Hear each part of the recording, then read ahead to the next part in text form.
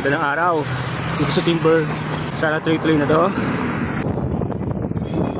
Magandang panahon, magandang sikat ng araw. Sukutin natin to dahil bukas may pasok na naman. Sana hindi umulan para makauwi pa tayo na hindi nababasa ng ulan kundi pawis lang.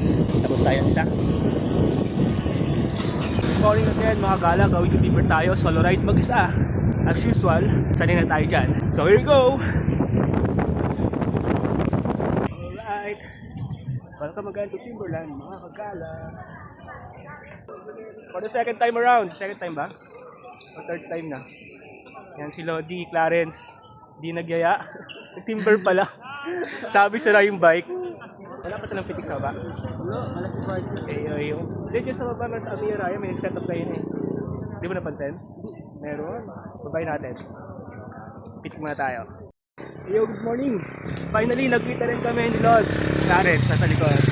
Alright. Welcome to Timberland. Magdala with Clarence. Isang lang video lang.